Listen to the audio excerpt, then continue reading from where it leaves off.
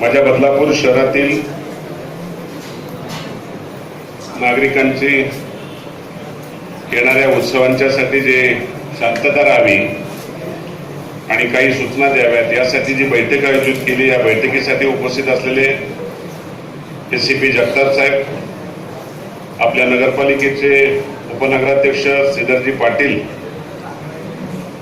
या कार्यक्रमाचे आयोजक राजभोज साहेब, आगरकर साहेब, आपल्या नगरपालिकेचे नगरसेवक संभाजी शिंदे, वडनेरे, सौ राऊत, सुरवळ, आपल्या नगरपालिकेचे सीओ श्री पवार, आरोग्य विभागाचे ग्रामीण रुग्णालयाचे प्रमुख श्री पवार, विद्युत मंडळाचे अधिकारी, MIDCचे अधिकारी, पत्रकार, व्यासपीठावर उपस्थित असलेले सर्वच मान्यवर, माझ्या बदलापूरमधील सर्व मंडळांचे अध्यक्ष, त्यांचे सर्व सहकारी, विविध क्षेत्रातून आलेले नागरिक, जमलेल्या बंधू भगिनींनो आणि माझ्या मित्रांनो, जगताप साहेब, मला स्वतःलाही समाधान वाटलं की आपण पोलीस खात्याने एक चांगल्या विचारातून असा हा कार्यक्रम आयोजित केलाय. शेवटी पोलीस खात्याने ज्या वेळेला नागरिकांच्या समस्या सोडवता आपल्याला काय अडचणी येतात त्या जर आपण नागरिकांच्या समोर ठेवून आपण मार्ग काढण्याचा प्रयत्न केला तर नक्कीच कायदा आणि सुव्यवस्था ही चांगल्या पद्धतीने राहते आणि त्याचा चांगला उपयोग आपल्याला, आपल्या शहराला, आपल्या भागाला एक चांगला उपयोग होतो आणि शांततेचं शहर म्हणून राहण्यासाठी त्याचा चांगला उपयोग होतो. ते आपण केलं, त्याबद्दल पोलीस खात्याचं मी मनापासून अभिनंदन करतो. एक चांगल्या विचारातून ज्या वेळेला आपण एकत्र येण्याचा प्रयत्न करत असतो, दहीहंडी असेल किंवा गणेशोत्सव असेल किंवा ईदचा सण असेल, बदलापूर शहर हे नेहमीच शांततेच्या मार्गाने जाणारं शहर आहे. या शहराची तुलना दुसऱ्या शहराबरोबर करू नये. दुसऱ्या शहरात काय चाललंय याचं आम्हाला काय घेणं देणं नसते. मी तर कधीच बदलापूरची तुलना दुसऱ्या शहराबरोबर करत नाही. माझी इच्छा आहे की बदलापूरची तुलना दुसऱ्या शहरांनी वेगळ्या दिशेने करावी आणि ते विकासाच्या माध्यमातून त्यावेळेला माझ्यासारख्या प्रतिनिधीला समाधान होते. आम्हाला कॉफी कोणाचीच नको आहे, पण आमचे गुण चांगले दुसऱ्याने घ्यावेत. त्याचमुळे आम्हाला दुसरं आम्ही चिटकून पण घ्यायला तयार नाही कोणाला. एक वेगळ्या विचारातून ज्यावेळेला जात असताना आम्हाला एक खूप चांगलं राजभोज साहेब आपण काम केलं की जे आंदोलन झालं त्याबद्दल आमच्या काही लोकांचा आपण सत्कार केला. पण खरं म्हणजे जगताप साहेब, मी त्या नागरिकांना मनापासून धन्यवाद देईल की त्यांनी जर आंदोलन केलं नसतं तर आम्हाला भांडायला चांगली संधी मिळाली नसती. त्यामुळे यांनी शांतता ठेवण्याचा प्रयत्न केला, पण ज्यांनी आंदोलन केलं त्यामुळे आमच्या बदलापूरला होम प्लॅटफॉर्म मिळण्याला पहिला मार्ग मोकळा झाला. हे पण मला सांगायचं. मागच्या आठवड्यामध्ये आम्ही रेल्वेच्या बरोबर बैठक केली.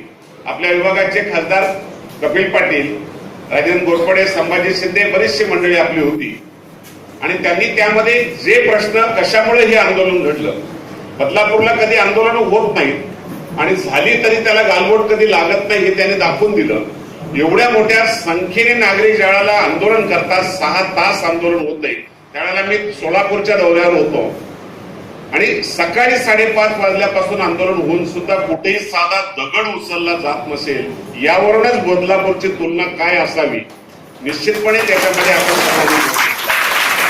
वेगळं शहर, वेगळ्या विचारातून घडलेलं शहर, सगळ्या जाती धर्माचा या ठिकाणी भरणा होत चाललेला आहे.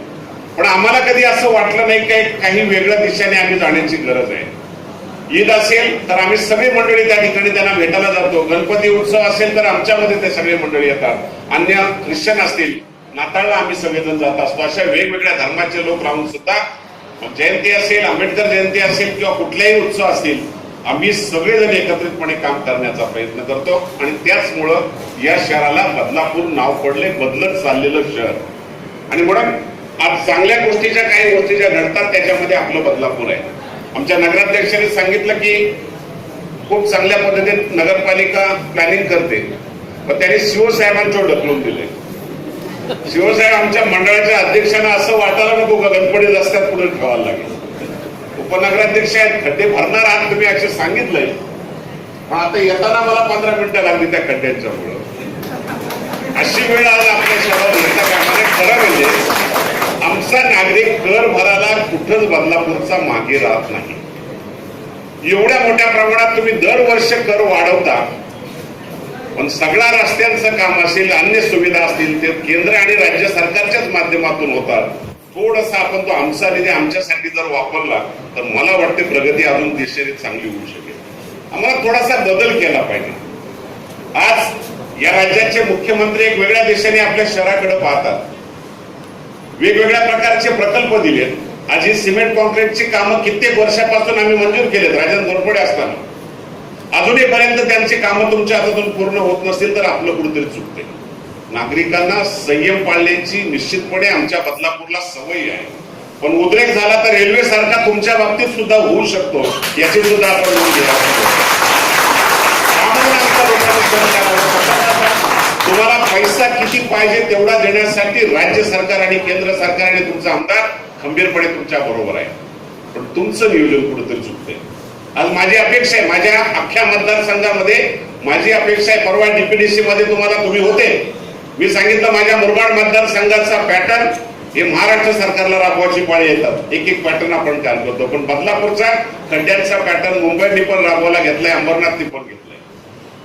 कशामुळे हे घडतंय? थोडंसं आपण केलं तर या मंडळींना जो आमच्या मंडळांना जो त्रास होतो त्याच्यामध्ये कुठेतरी नागरिक सुद्धा हैराण झालेले आहेत. लवकरात लवकर आपण या बाबतीमध्ये जरा चांगले निर्णय घ्यायला जर शिकले तर मला वाटते नगरपालिकेचं नाव एका चांगल्या मार्गात सुद्धा कुठेतरी येऊ शकेल आणि नागरिकांच्या मनात आपली आत्मीयता निर्माण होईल. काही एमएससीबीच्या बाबतीत आपण सांगितलं, मला माझ्या काही मंडळांनी सहज सांगताना सांगितलं तर तुमच्याकडे डिपॉझिट भरले जातात पण ती परत मिळतच नाही, आणि ते किती फेऱ्या मारायला लावतात.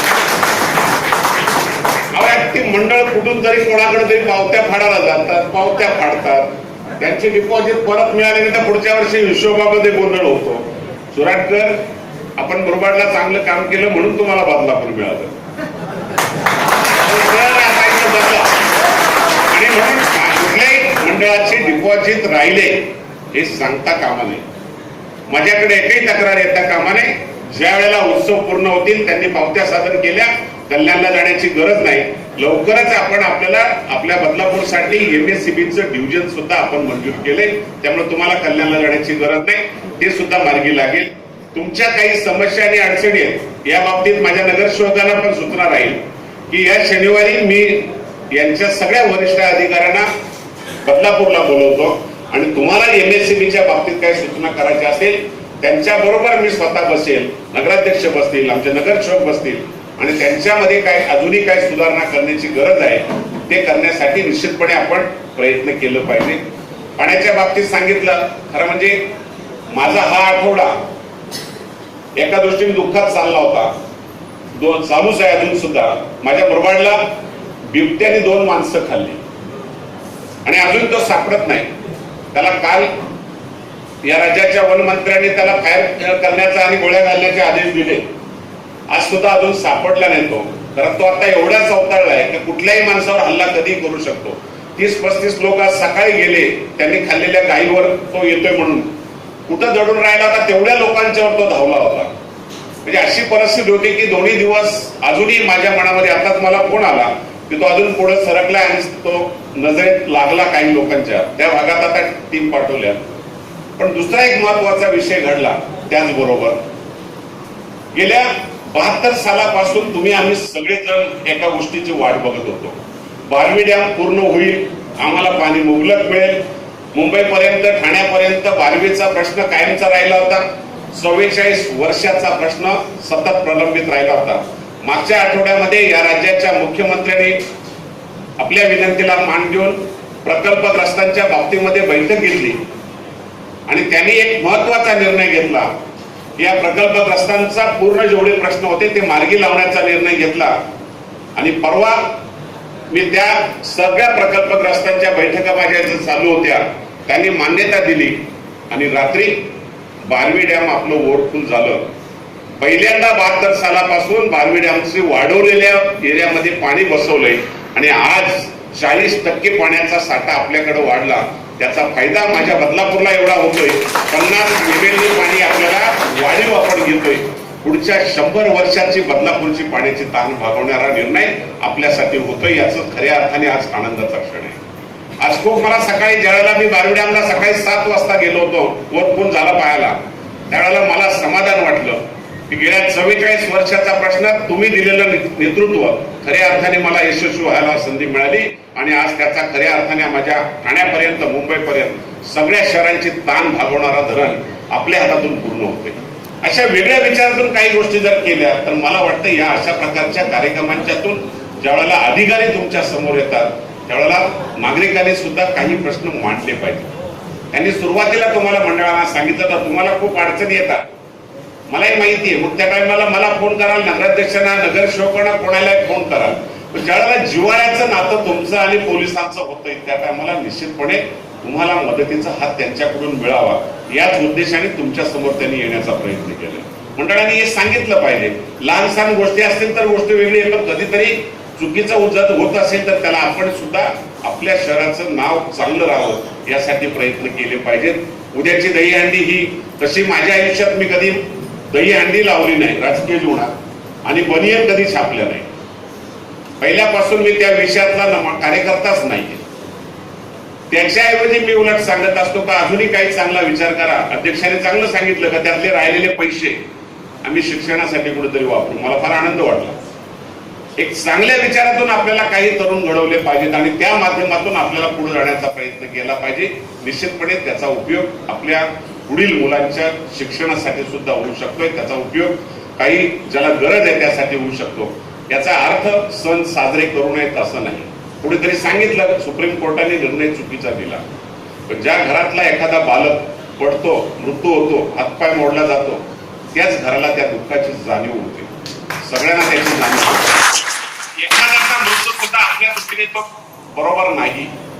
एखाद्याचे हातपाय मोडणं सुद्धा, एखादा जखमी होणं तो सुद्धा आपल्या दृष्टीने बरोबर नाही. आणि त्यामुळे सुप्रीम कोर्टाने या सगळ्या गोष्टीचा एका माणसाचा, एका मुलाचा सुद्धा विचार केलेला आहे. त्यामुळे कदाचित कोणाला वाटलं असेल की या वरच्या हंड्या 8-8 थराच्या लावण्याचा जो निर्णय थांबवलाय, मी स्वागत करतो. मनापासून चांगला निर्णय झालाय आणि त्यामुळं निदान आमची बालकं आनंदाने खेळतील आणि चांगली दहीहंडी होऊ शकेल. तुम्हाला बंदोबस्त करण्याची गरजच नाही. त्यामुळे जर कोणी मंडळाने एखाद्याने परवानगी नसेल घेतली आणि लावली असेल तर तिकडे कानाडोळा करा.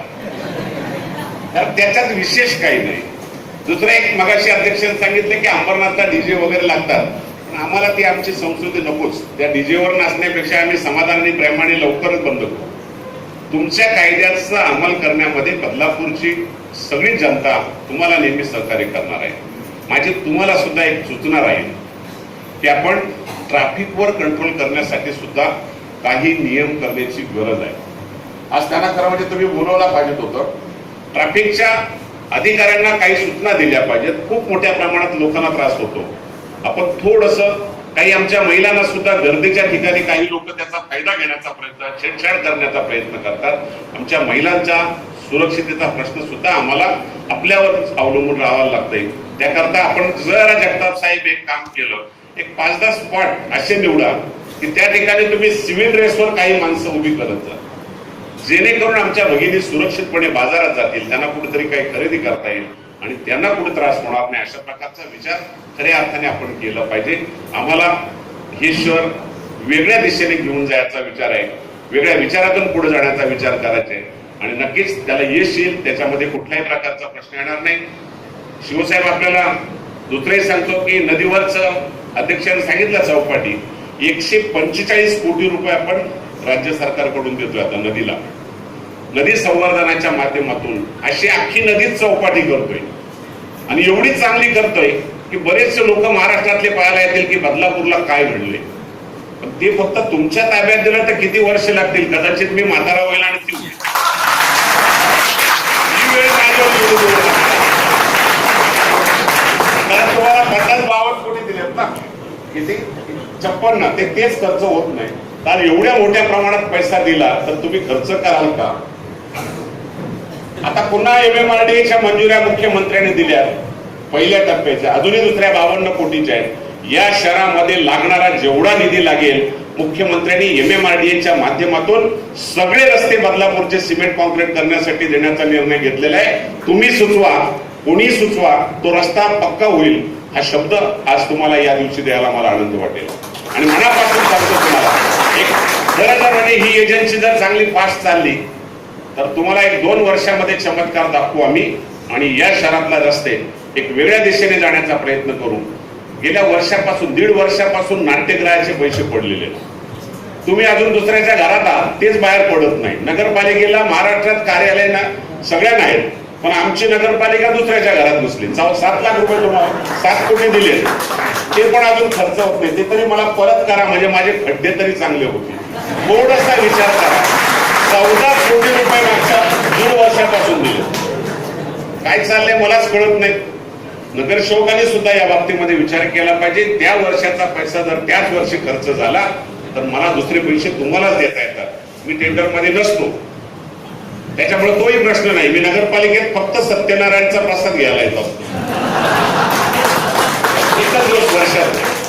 कारण मला नाही पटत काही गोष्टी त्या मी करत नाही, कारण मी माझ्या नागरिकांसाठी बांधिलकी घेतलेली आहे. या देशाच्या पंतप्रधानांनी सुद्धा खूप मोठे काही प्रोग्राम दिलेले, कार्यक्रम दिलेले, आम्हाला ते आणले पाहिजेत.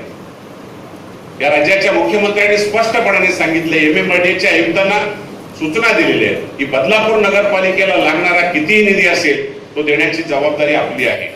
आणि म्हणून 145 कोटीचा नगरोत्थानचा कार्यक्रम सुद्धा जो राजन घोरपडे आणि श्रीधर पाटील या मंडळींनी पाठवला होता तो सुद्धा मार्गी लागतोय.